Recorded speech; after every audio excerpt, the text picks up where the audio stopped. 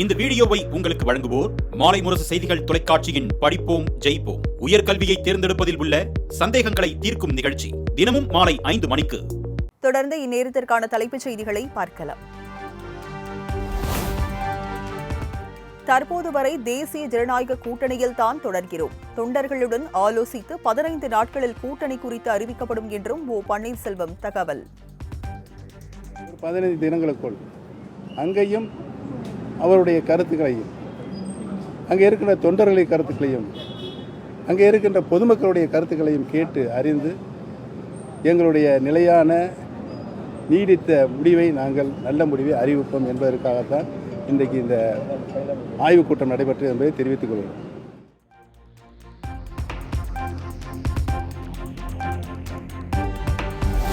சென்னை வந்த அமித்ஷா எங்களை அழைக்காதது வருத்தம் அளிக்கிறது. சென்னை செய்தியாளர் சந்திப்பில் ஓ பன்னீர்செல்வம் அதிருப்தி. கேள்வி, உள்துறை அமைச்சர் அவர்கள் இங்கு வந்திருந்தார்கள், ஏன் உங்களை அழைக்கவில்லை என்று நீங்கள் இப்போ எல்லாரும் கூடி பேசி அந்த கேள்வியாற்றை கேட்கணும் நீங்கள் பேசிக்கிட்டு இருந்தீங்க. அதை நானும் கேள்விப்பட்டேன். உண்மையிலேயே அதை எங்களை அழைக்காது நாங்கள் எங்களுக்கு வருத்தம் அளிக்காதான் இருக்கிறோம்.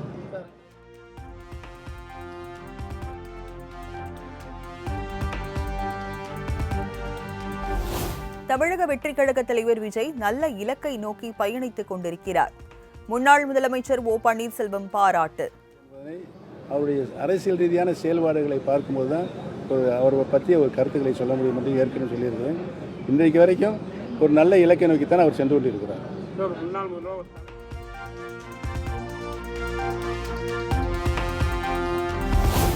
எங்களை இணைக்காமல் அதிமுக வெற்றி பெற முடியாது என ஓபிஎஸ் ஆதரவாளர் வைத்திலிங்கம் திட்டவட்டம்.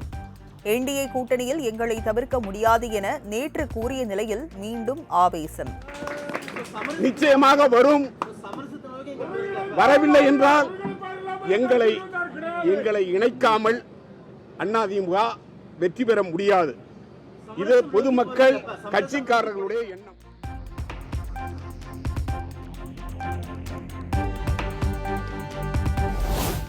தமிழக ஆளுநர் வழக்கில் அரசியலமைப்பு நிலைப்பாட்டை தகர்க்க முயற்சிக்கும் மத்திய அரசின் ஜனாதிபதி குறிப்புக்கு முதலமைச்சர் மு.க.ஸ்டாலின் கண்டனம்.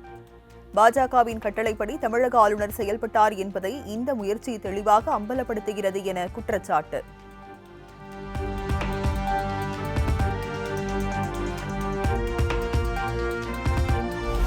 பாஜக அல்லாத மாநில சட்டமன்றங்களை முடக்க மத்திய அரசு விரும்புகிறதா? முதலமைச்சர் மு.க.ஸ்டாலின் சரமாரி கேள்வி.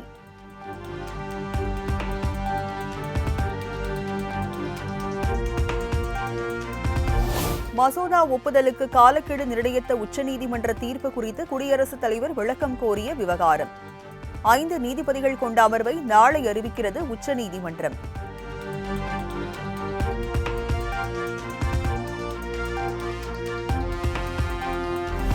பயங்கரவாதத்தை ஆதரிக்கும் பாகிஸ்தானிடம் அணு ஆயுதம் இருப்பது பற்றி உலக நாடுகள் யோசிக்க வேண்டும். ஜம்மு காஷ்மீரில் ராணுவ வீரர்களின் மத்தியில் உரையாற்றிய பாதுகாப்புத்துறை அமைச்சர் ராஜ்நாத் சிங் வலியுறுத்தல்.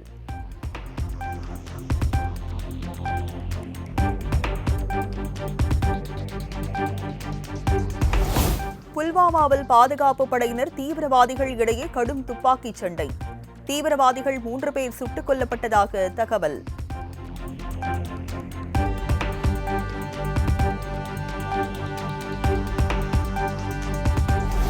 ராணுவ அதிகாரி சோஃபியா குரேஷியை மத ரீதியாக விமர்சித்த விவகாரத்தில் பாஜக அமைச்சருக்கு உச்சநீதிமன்றம் கடும் கண்டனம்.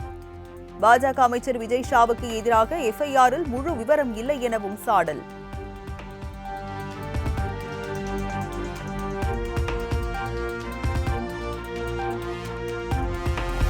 வக்ஃபு திருத்த சட்டத்திற்கு எதிரான வழக்கில் தற்போதைய நிலையை நீடிக்க வேண்டும் என உச்சநீதிமன்றம் உத்தரவு.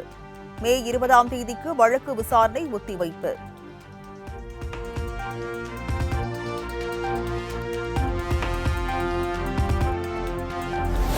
பாமக முக்கிய நிர்வாகிகளுக்கு அக்கட்சியின் நிறுவனர் ராமதாஸ் அவசர அழைப்பு. திண்டிவனம் அடுத்த தைலாபுரத்தில் நாளை அவசர ஆலோசனை நடத்த உள்ளதாக தகவல்.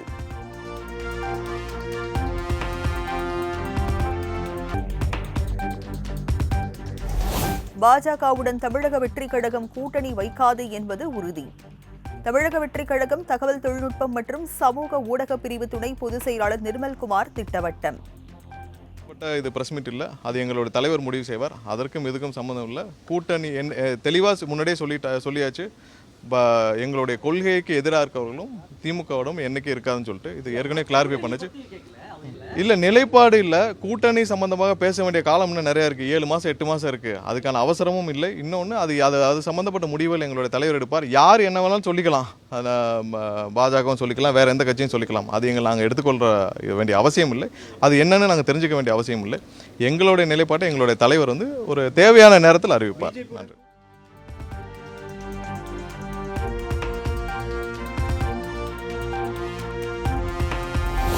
திருச்சி டிஐஜி வருண்குமார் தொடர்ந்து வழக்கில் சீமான் ஏன் ஆஜராகவில்லை என திருச்சி நீதிமன்ற நீதிபதி கேள்வி.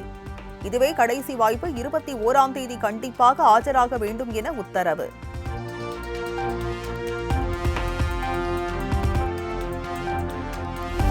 தமிழகத்தில் வரும் 17ஆம் தேதி தஞ்சை, திருவாரூர், நாகை, மயிலாடுதுறை உள்ளிட்ட 13 மாவட்டங்களில் கனமழைக்கு வாய்ப்பு. 18ஆம் தேதி 11 மாவட்டங்களில் பலத்த காற்றுடன் கனமழை பெய்யும் என்றும் வானிலை ஆய்வு மையம் தகவல்.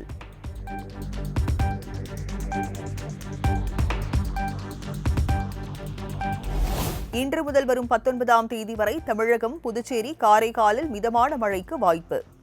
இடி, மின்னல் மற்றும் பலத்த காற்று வீசும் என்றும் வானிலை ஆய்வு மையம் தகவல்.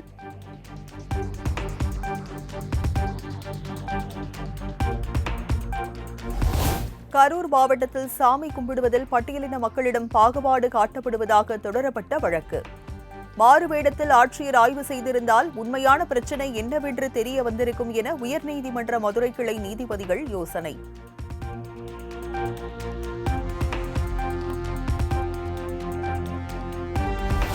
மாவட்ட ஆட்சியர், எஸ்பி, வருவாய்த்துறையினர் என அனைவரும் ஒயிட் காலர் வேலைதான் செய்கிறார்கள்.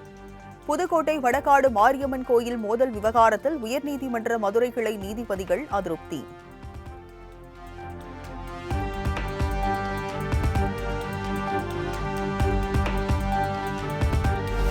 மே 4 முதல் 7ஆம் தேதி வரையிலான வடகாடு மாரியம்மன் கோயில் குறித்த சிசிடிவி காட்சிகளை சமர்ப்பிக்க வேண்டும்.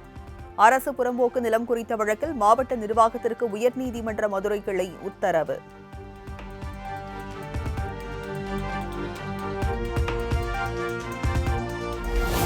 காஞ்சிபுரம் வரதராஜ பெருமாள் கோயில் சாமி உற்சவத்தின் போது ஸ்தோத்திரம் பாடுவதில் இருதரப்பினரிடையே பிரச்சினை. சாலையின் நடுவே வடகலையினர், தென்கலையினர் வாக்குவாதத்தில் ஈடுபட்டதால் பரபரப்பு.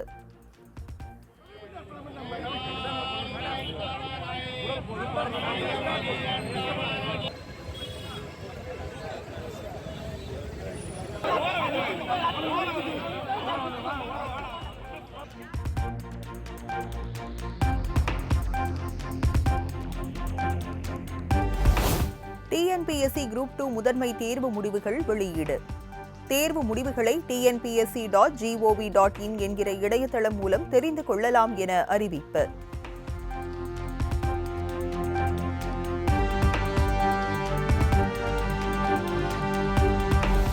உதகை தாவரவியல் பூங்காவில் 127வது மலர் கண்காட்சியை தொடங்கி வைத்தார் முதலமைச்சர் மு.க.ஸ்டாலின். கண்காட்சியில் இடம்பெற்றுள்ள மலர்களையும் பார்வையிட்டார்.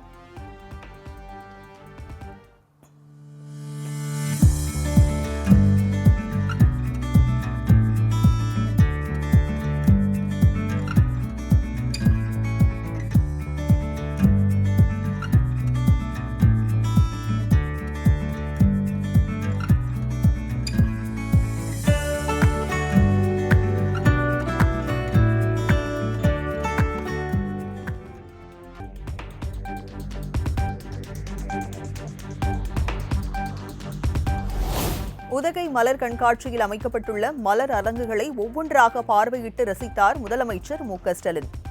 தோடர் பழங்குடி மக்களின் பாரம்பரிய நடனம் மற்றும் கலை நிகழ்ச்சிகளையும் கண்டுகளிப்பு.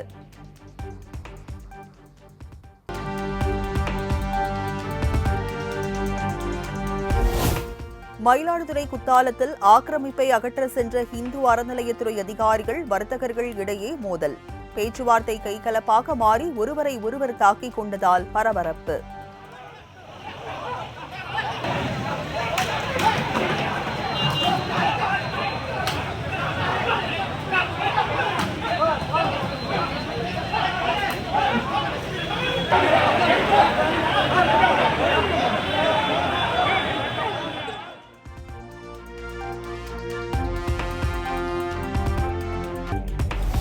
சென்னை கொட்டிவாக்கம் பகுதியில் மென்பொருள் ஊழியர் வீட்டில் 60 சவரன் நகை கொள்ளை. 3 தனிப்படைகள் அமைத்து காவல்துறையினர் தீவிர விசாரணை.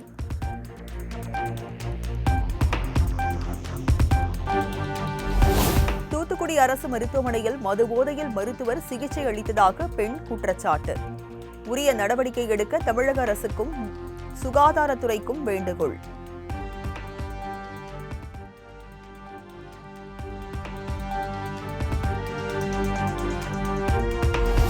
மலேசியாவில் நடைபெற்ற 21வது சர்வதேச கராத்தே சாம்பியன்ஷிப் போட்டி. தங்கப் பதக்கங்களை குவித்த தமிழக வீராங்கனைகளுக்கு சென்னை விமான நிலையத்தில் உற்சாக வரவேற்பு.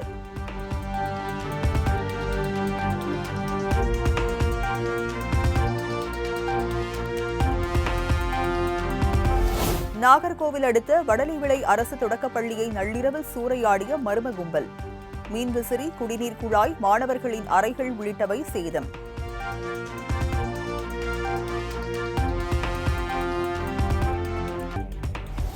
செங்கல்பட்டு மாவட்டம் மதுராந்தகத்தில் ஆக்கிரமிப்பை அகற்ற முயன்ற நகராட்சி ஊழியர்களுக்கும் வழக்கறிஞர்களுக்கும் இடையே தள்ளுமுள்ளு.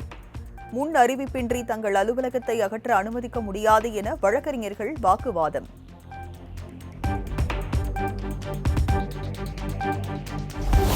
தன்னுடைய மனைவியை பிரிய வேண்டும் என நினைத்தேனே தவிர எனது மகன்களை அல்ல என நடிகர் ரவிமோகன் விளக்கம்.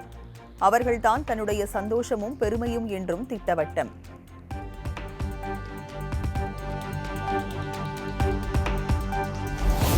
தோழியாக அறிமுகமான கெனிஷா தான் என் வாழ்வின் அழகான துணை. அனைத்தையும் இழந்தபோது என்னோடு இருந்தவர் கெனிஷா என்றும் ரவிமோகன் உருக்கம்.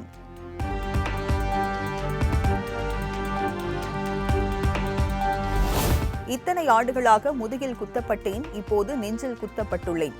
காயங்களை உணராமல் எனது கண்ணியம் கேள்விக்குள்ளாவதால் பேச வேண்டிய நிலைக்கு தள்ளப்பட்டுள்ளதாகவும் ரவிமோகன் வேதனை.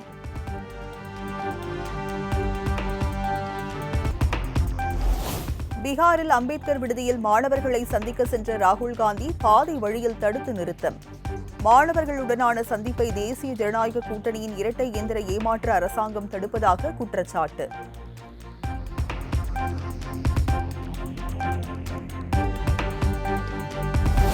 பீகாரில் ராகுல் தடுத்து நிறுத்தப்பட்ட நிகழ்வு கண்டிக்கத்தக்க கோழைத்தனமான செயல். தேசிய ஜனநாயக கூட்டணி அரசின் சர்வாதிகார போக்கை மக்கள் ஒருபோதும் ஏற்றுக்கொள்ள மாட்டார்கள் என்றும் பிரியங்கா காந்தி விமர்சனம்.